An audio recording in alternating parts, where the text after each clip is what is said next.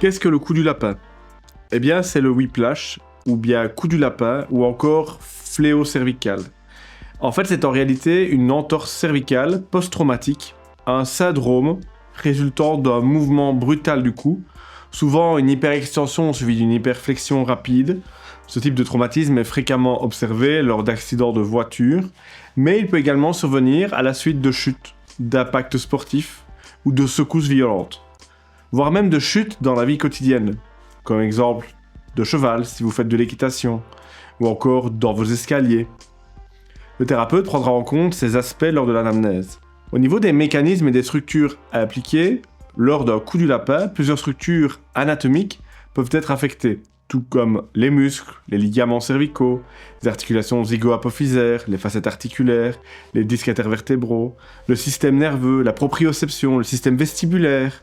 En réalité, c'est le même mécanisme qu'une entorse de cheville, seulement la particularité de la nuque par rapport à la cheville, c'est un organe complexe ayant une densité de nerfs fortement élevée, plus que dans votre main, et il y a un énorme carrefour vasculaire dans la nuque, et les informations neurales de votre nuque fonctionnent en tandem avec des structures du crâne, comme les yeux, l'appareil vestibulaire, ce qui vous équilibre, et également les nerfs des deux bras.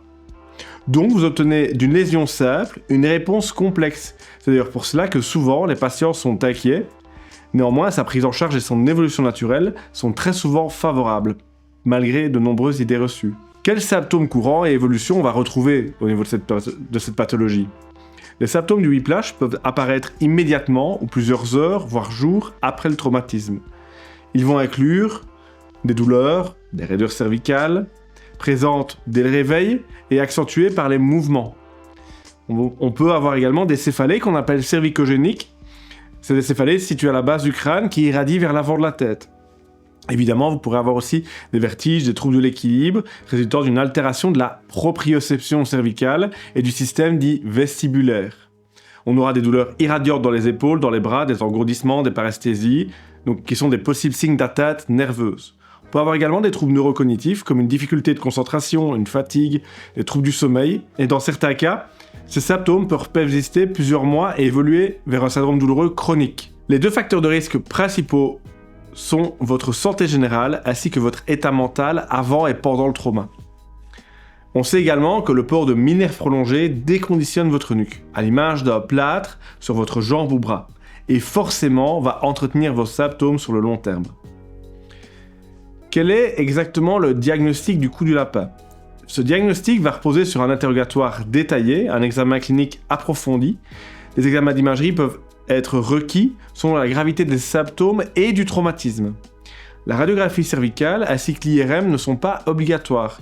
Ils seront utiles pour exclure une fracture ou éventuellement un désalignement vertébral, mais ça sera nécessaire que si certaines conditions sont réunies et n'est pas obligatoire à tous les coups.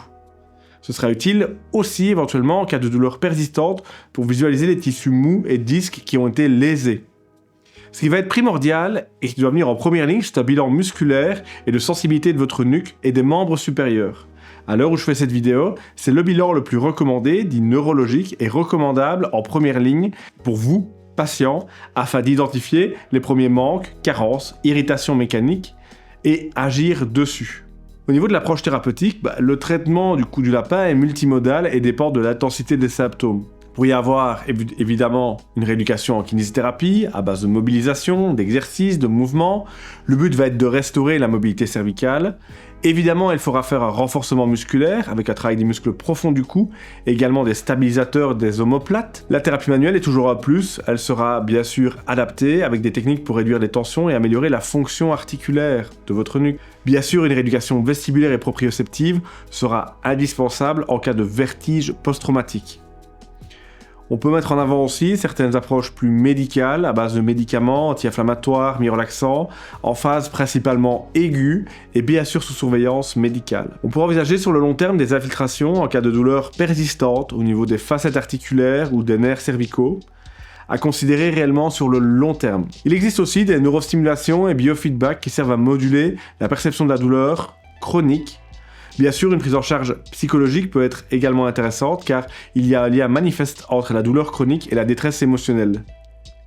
Un suivi aussi en thérapie cognitivo-comportementale peut être recommandé pour gérer les peurs liées au mouvement et réduire l'anxiété post-traumatique très souvent présente. Au niveau du pronostic, il faut savoir que la majorité des patients récupèrent en quelques semaines, 8 à 12 semaines, mais seulement 10 à 20% d'entre eux développent des douleurs chroniques. On va retrouver quelques facteurs favorisant une bonne récupération. Parmi ceux-ci, on retrouve la reprise précoce d'une activité modérée, bien sûr, éviter l'immobilisation prolongée et cette histoire de collier cervical ou mi-nerve, et inclure des exercices progressifs adaptés dès le début. Une surveillance, bien sûr, des signes de chronicisation comme la kinésiophobie, le stress post-traumatique est primordial. On va aussi, évidemment, minimiser les risques de complications avec quelques stratégies qui sont recommandées. Comme d'habitude, dans la recommandation actuelle scientifique, on va éviter le port prolongé de mi-nerve. On va aussi essayer de vous donner des conseils par rapport à votre correction posturale, je dirais même de modulation posturale. On va travailler l'ergonomie de bureau, l'amélioration du contrôle moteur cervical avec certains exercices bien spécifiques. On va bien sûr renforcer un maximum votre ossature scapulaire et votre charnière cervico-scapulaire. On va voir comment est-ce qu'on peut gérer le stress avec vous. On va intégrer des techniques de relaxation, d'éducation thérapeutique. En fait, pour conclure, le coup du lapin peut sembler anodin ou complexe pour certains, et c'est vrai qu'il l'est, mais peut surtout entraîner des complications importantes s'il n'est pas pris en charge rapidement et si vous vous autogérez avec une mi-nerve. Une approche globale incluant de la récupération et de l'accompagnement médical et de la gestion du stress est essentielle pour optimiser la récupération et éviter la chronicisation. En cas de symptômes persistants, une consultation avec un professionnel de la santé, psychologue, neurologue, physio, kinésithérapeute est indispensable pour adapter le traitement et prévenir les séquelles à long terme.